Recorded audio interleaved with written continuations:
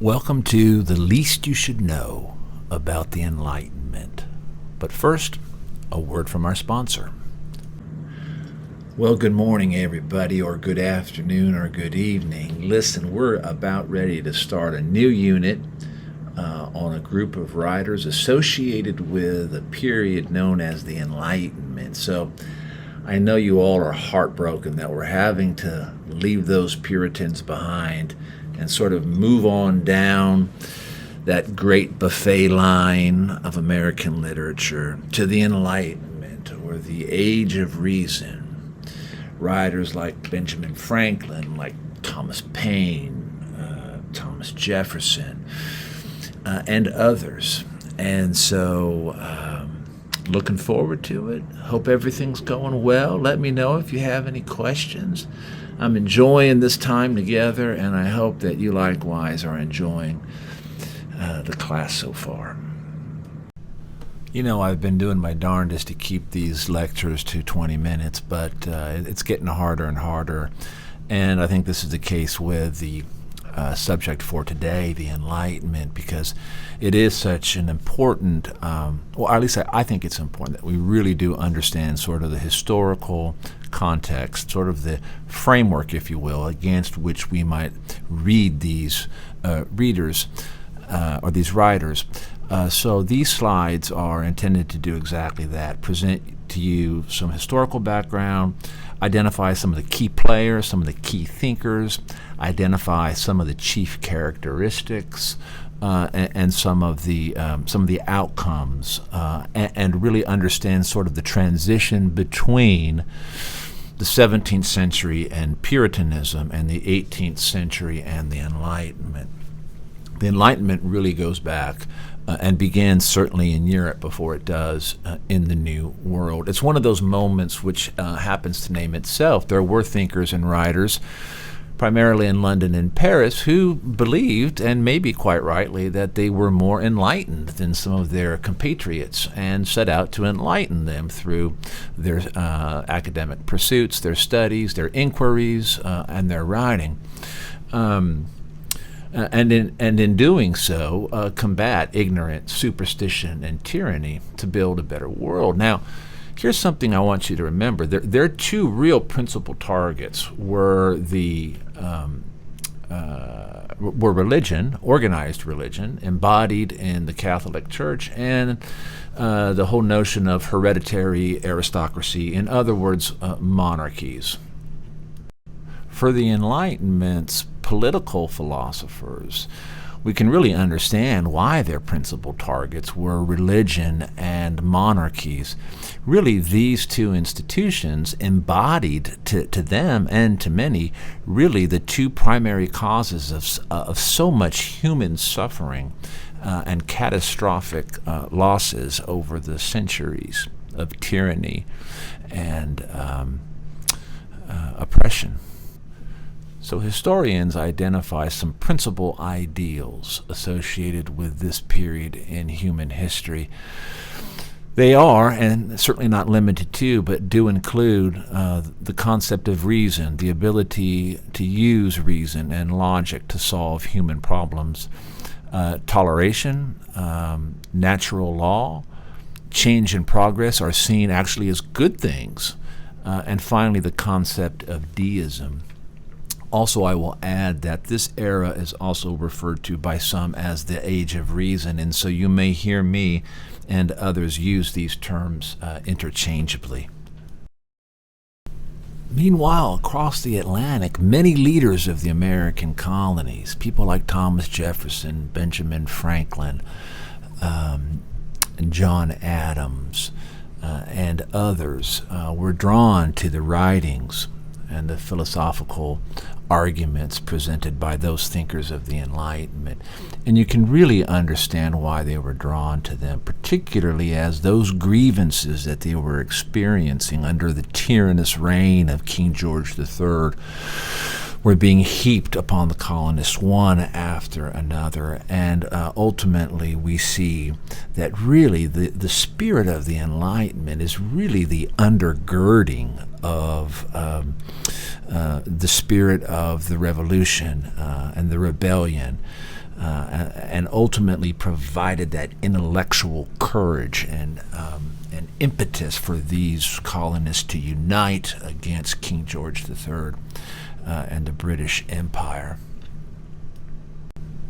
I think a good case could be made that Isaac Newton and John Locke deserve to be ranked among the Enlightenment's most significant thinkers. Isaac Newton, right? You may have come across his name before.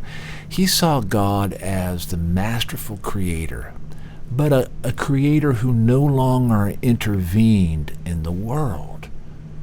This most beautiful system of sun, planets, and comets could only proceed from the counsel and dominion of an intelligent and powerful being. He argued that the universe was based on rational and natural laws that could be understood through active reasoning. Newton is significant, right, in this notion that God created the world and the universe, but he no longer was intervening in that world on a daily basis. Now, this marks an important contrast or difference between the Puritans, who believed, remember, right, that there was a sovereign God who was indeed evident in daily life, as was the devil, as was Satan. Let's look at John Locke. I would even argue that Locke is probably most important in understanding the difference between these two eras, just sort of conceptually and psychologically.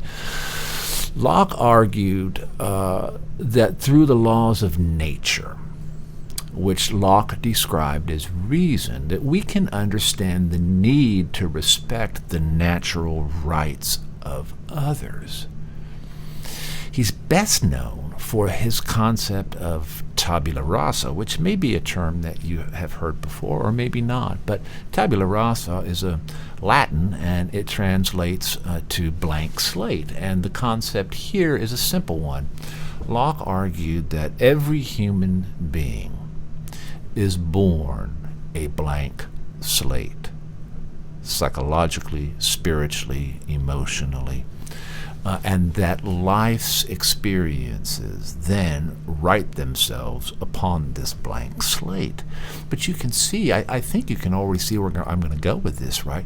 Think back to the Puritans, right, whose whole conceptual psychology and theology was based on the premise not of a tabula rasa, right, but of original sin, and that human beings and their entire endeavors were marked by sin innately, right? That that's the whole sum and substance, right, of the Puritan mindset. So along comes John Locke, who says, I don't think so, right? I think every human being is born a blank slate, right, and therefore has a choice, right, to do good or to do evil. Interesting thinkers. Let me throw a couple other names at you here. Two Frenchmen, Jean-Jacques Rousseau and François Cuisnet. I just like saying that, right? Both political philosophers, really. Rousseau, absolutely essential. We can see really the underpinnings of American democracy and personal liberty through the writings of Rousseau, and why people like Thomas Jefferson and Benjamin Franklin were just so influenced by this guy. He advocated for individual liberty.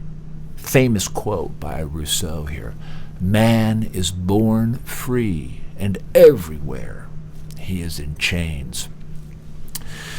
He argued that progress of knowledge and learning made governments more powerful and crushed individual liberty. Wanted sovereignty directly in the hands of the people. Opposed even a representative assembly. So he's pretty radical politically. Argued that governments should implement the will of the people.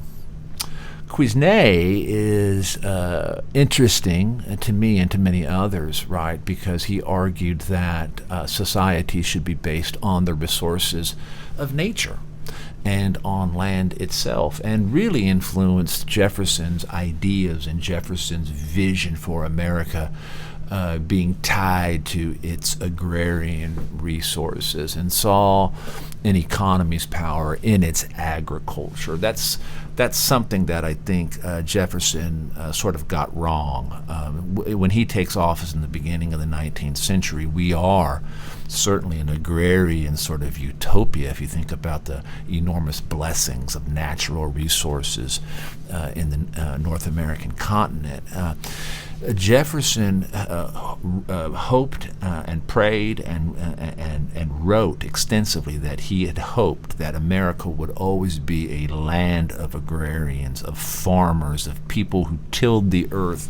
He believed that those people were the people who were closest to their Creator and to their God. Now, I said earlier he gets it wrong. Well, he was a smart cat, don't get me wrong, but and despite all of his vast reading and his interest in technologies, he missed the whole the vision of the Industrial Revolution, which comes in the middle of the 19th century and then completely, right? Well, it's a revolution, right? It completely changes the complexion of the Americas and certainly of the American economy, because Jefferson dies in 1825, somewhere right in there. Yeah, it's wild. I don't know if you knew this or not, but Thomas Jefferson and John Adams, two political rivals, but two men who respected one another greatly and, in fact, became good friends after their time in office. Both signed the Declaration of Independence. Both men died on the same day. Both men died. Now, this gets freaky. Both men die on the 50th anniversary of the Declaration of Independence. Now, look, you can't make that stuff up. This is the stuff of myth, right? It's crazy if you think about that. These two characters in our country's history who did so much to bring about our independence from Britain, dying on the same day. Bananas. Hey, fun fact here. I know that I have a tendency to speak kind of slowly. It's because I'm trying to actually think about what I say. But hey, here's a fun tip. I know you guys are probably watching this on YouTube. You can bump up the playback speed to like 1.75, and then I might sound somewhat normal. So even though this presentation goes long, you can speed up the playback speed, and you don't want to get to the point where I sound like I'm sucking on helium. But I do understand the realities of your constraints on your time, so I offer that tip to you to use as you feel necessary. So let's stop here, and because we're at a good point. Let's look at some points of contrast between the Puritans and this group of writers that we are beginning to look at. Look at the 17th century on the left-hand column of the table, and then look at the 18th century on the right-hand side of the table, and look at these points of contrast and contemplate them a little bit, right? The 17th century Puritan writer, Puritan colonist, was focused on the next life. All they were worried about, right, was their salvation. They agonize over it, right? Am I of the elect? Am I saved? Will I experience the abundance of God's blessings in the afterlife? They're not so much concerned about this life. But look at what happens in the 18th century. We see the locus of attention turn and shift, where they're focusing on this life, right? Not the next life. What can we do using human logic, rational, reasonable approaches to the problems, both social, political, etc., to improve this life? Total depravity. We've talked about that in the previous slide, right? Well, along comes John Locke in the 18th century and says, tabula rasa, baby. right? In the 17th century, we had the Puritan concept of government could be called a theocracy, right? Remember, a theocracy is very simple to remember.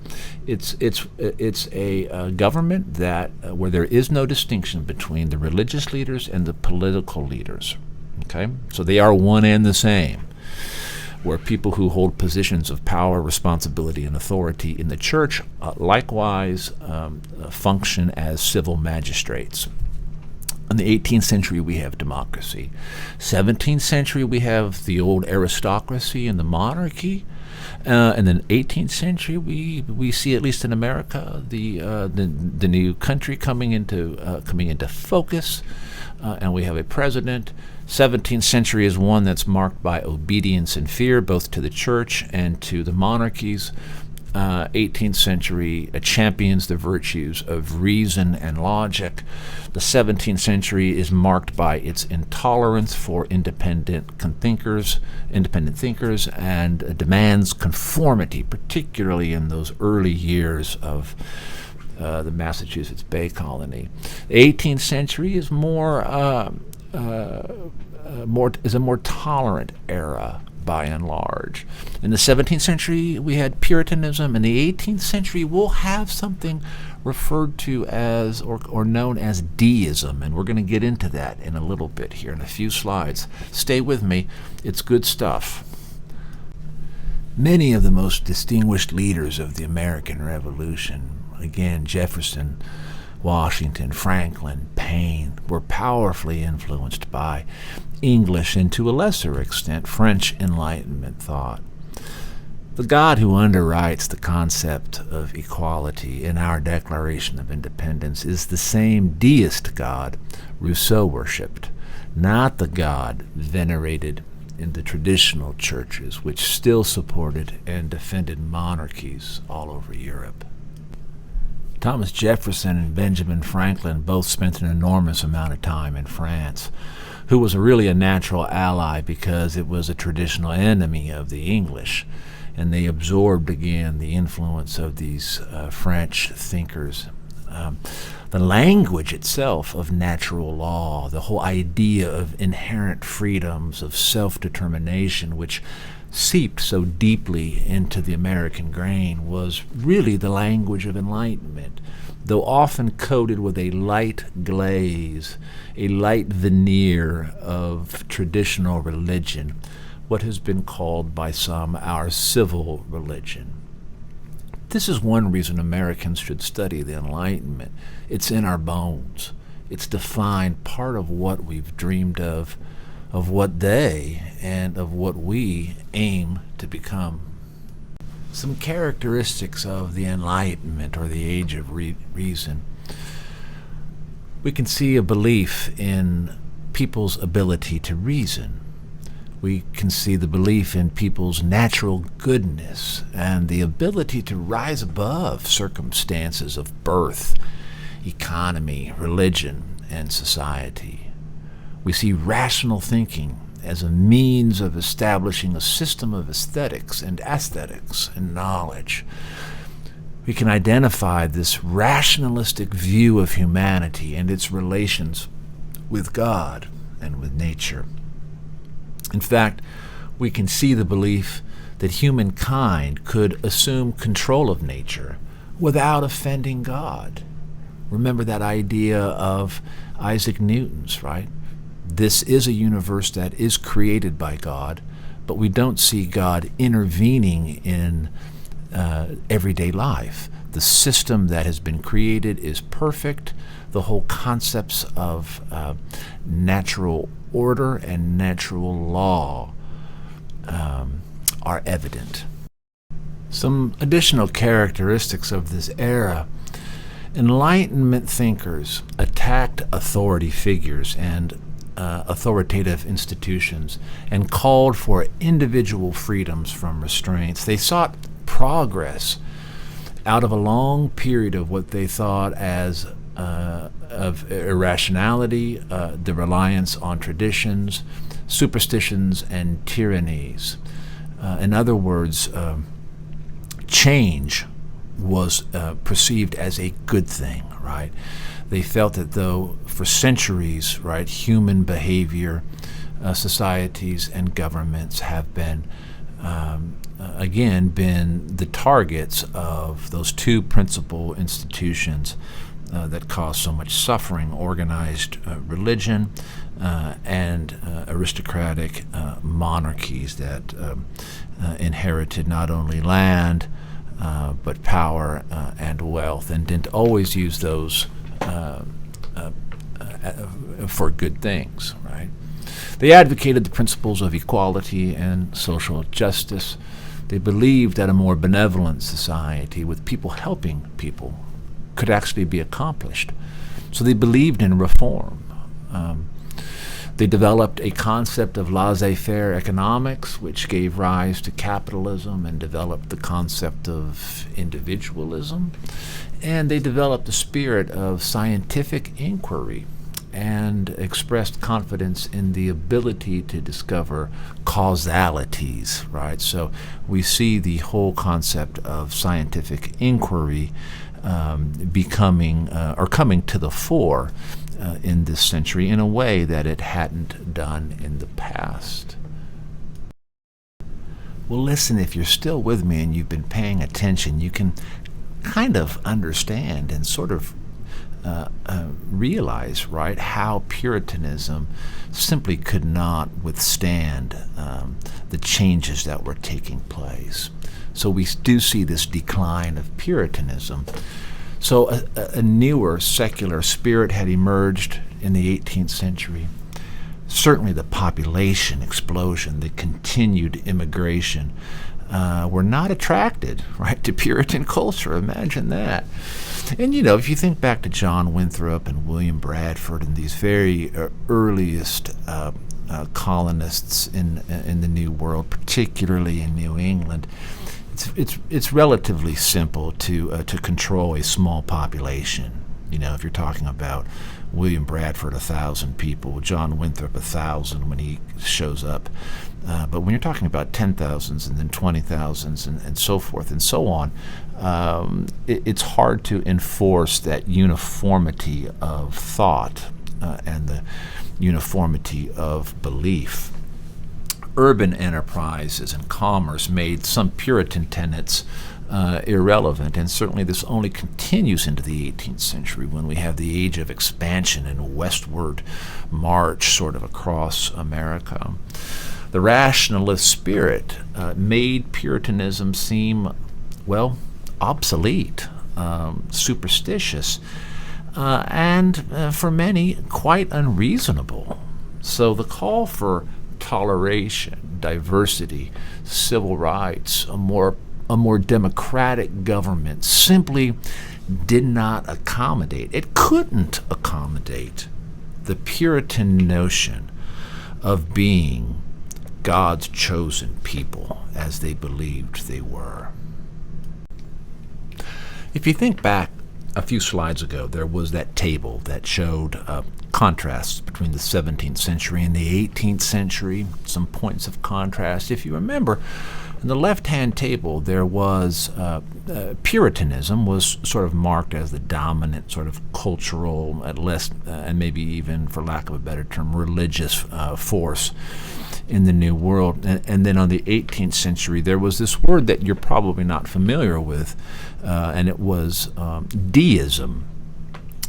And if we think about this era and their quest and their zest, really, for rational thought and using human logic to sort of solve problems or to answer questions that were facing humanity at the time, we may understand how religion changes in the 18th century. Rationalism, when it is applied to theology, produces deism. Most of the founding fathers in America considered themselves deists. I'm thinking of people like George Washington, certainly Benjamin Franklin, Thomas Jefferson, and certainly Thomas Paine. his religious beliefs got him into a significant amount of controversy. Thomas Paine actually goes on and writes a manuscript called The Age of Reason, and goes through a series of or advances a series of arguments seeking to explain various political and religious questions using, demonstrating rational thought. Anyway, that's a sidebar and a rabbit hole. But deists refuted the Puritan notion of divine miracles, divine manifestations, and divine interventions. And if you think about it, it makes perfect sense. Because if you are somebody who holds reason, logic, objectifiable truth, if you are holding these concepts and these notions up as potentially the highest virtues and highest goods, it makes sense why those Puritan concepts of miracle, manifestations, interventions don't make sense to the deist 18th century mind, because they simply defy logic, right? The whole concept of, if we just take very simply, if you look at the arc of Christ's life, right, you have this supernatural birth, right? Then we have these miracles that are performed in his lifetime, and then certainly his death and subsequent resurrection completely flies in the face of a mind that is solely focused on logic and on rational thought and scientific inquiry. In general, then, deists as a group were, again, more concerned with practical rather than the spiritual world. Let's look at some tenets of deism. And look, I've got this slide and one more slide, and then we wrap this thing up, okay? The tenets, or the characteristics, beliefs of deism. God created the universe and then disassociated himself from it. He wound it up like a clock and then stepped back. In deism, God might be compared to an absentee landlord. Secondly, God cannot be accessed through organized religion, through rituals and sacraments. In fact, he's more evident in the mechanism of nature than he is in scriptural revelation. And that makes sense, too, if you think about that 18th century mind, right, that is focused on the here and the now, on what is directly observable, right? We can see why they would be drawn to seeing God's manifestations in the natural world rather than in Scripture. Scripture is subject to the 18th century mind. You could see how they would be skeptical, perhaps, of Scripture when stories undergo changes and evolve over time. We add to the mix the whole concept of translations, right, of editors, of people leaving some things in, some things out. So that makes sense, at least it does to me, and hopefully it does to you, how they could see that. I'm not saying you need to see that. We're talking about the 18th century deists here. Most deists believed that Jesus was a human being, a man who was born, lived, and died. He was a great philosopher. He was perhaps the greatest teacher and leader, but not the Son of God, right? And again, it goes back, doesn't it, to that concept of the inability to suspend their disbelief and or having that capacity for faith. It simply defies all logic, right? If you're somebody like Benjamin Franklin and Thomas Jefferson or Thomas Paine, that whole concept of being divine is, you could see how they might say this is maybe a little superstitious, maybe a little just simply too much for their minds to accept as verifiable truths.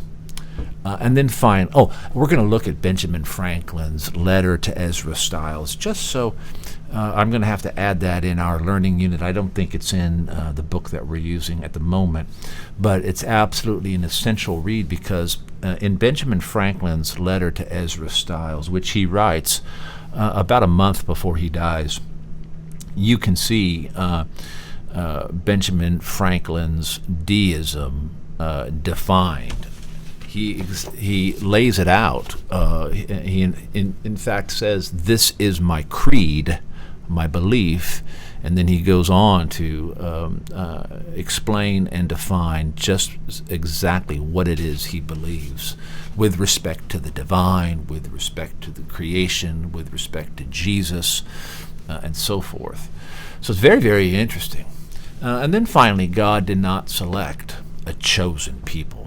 Not even the Puritans. Sorry, John Winthrop. Sorry, Michael Wigglesworth, Jonathan Edwards, Edward Taylor, and Bradstreet, William Bradford, all those cats.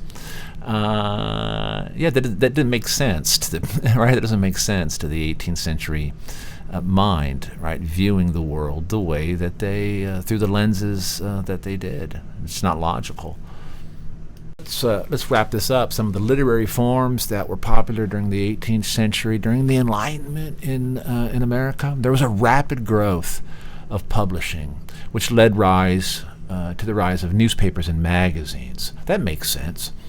And certainly the pamphlet itself is the broadsheet or the pamphlet is a very popular genre, particularly those political tracts of Thomas Paine's, like The American Crisis or Common Sense. The first African-American poet of note, Phyllis Wheatley, her verse is published. Olaudah Equiano, we're going to read some Equiano. I love Equiano. A former slave publishes his slave narrative in London during Washington's presidency. Theater and drama are on the rise. Most of the drama that we see is political in nature, as they are sort of poking fun during this time, sort of political satires of the relationship between the British Empire and the colonists in America. Narrative fiction, this is interesting. The novel really does not appear as a viable literary form in America until after the American Revolution. We'll talk more about that in the next unit, but the novel as a form just really wasn't taking much traction. It was a relatively new genre to begin with, and let's just say too that the colonists, those individuals living in the New World, were pretty busy, had been busy, right, carving out a civilization out of the wilderness in the 17th century and the 18th century. They're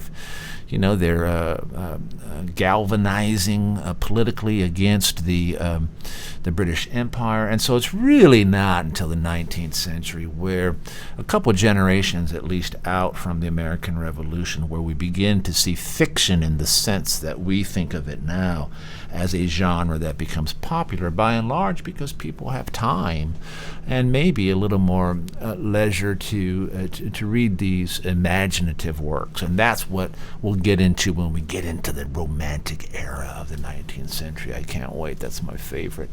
There are a couple novels of note, though, and we'll read some excerpts from some of them. I think we may look at The Coquette, Hannah Foster's, or maybe Charlotte Temple by Susanna Rosens. But these domestic novels are a particular sort of subset of creative fiction at the end of the 18th century. I won't belabor the point here, but we'll get into those in the 19th century. Also, we see the very beginning of what will become the Gothic movement in American literature. In fact, Edgar Allan Poe comes a little bit later, and then certainly much later, Nathaniel Hawthorne. But those two cats, Hawthorne and Edgar Allan Poe, were certainly familiar with the work of Charles Brockden Brown, a very prolific novelist who was from Philadelphia and wrote novels like Edgar Huntley and Wieland, both of which I have read and actually enjoyed them quite a lot. Poetry is not really a firing on all cylinders at this point at the end of the 18th century. Philip Freneau is probably a bright spot, maybe the bridge between sort of the 18th century classicism and then the romanticism that we'll get to in the 19th century. So Freneau is probably the high tide mark for poetry in the Americas during the 18th century. He was a good friend of Thomas Jefferson's. We have a little movement, a group of poets called the Connecticut Wits. They're sort of out of vogue and out of fashion now. Joel Barlow, though, did write an epic poem called The Vision of Columbus, which is god-awful. And I tried to read it. And George Washington himself tried to read it, and he said, I could not and would not read it. It's that bad. It's just really heavy-handed, sort of over-the-top nationalism, sort of this lionizing of Washington as this mythical epic hero in this new land called America, and it's just not really good. It doesn't hold much attention. For modern readers, at least. And really, poetry doesn't really hit until the 19th century, and we'll get there. And I will say that really the only two super poets of the 19th century are Walt Whitman and Emily Dickinson. Everybody else is a minor player, and there are lots of minor players. But stay with me, and we'll get down to that end of the buffet line, and we will feast. We will sup lordly on the poetry of Whitman and Dickinson and really see how they really were geniuses in their time. 65 years ahead of their peers, really they didn't have peers. They had they had contemporaries. But anyway, we'll get into that. Hey, listen, you guys did it. You stayed with me. I hope you cranked up the playback speed, but I'm feeling good. I hope you're feeling good. Let me know if you have any questions. I really do want to hear from you. We'll make this course as enjoyable for you as possible. We'll see you soon, okay? Bye-bye. Have a great day.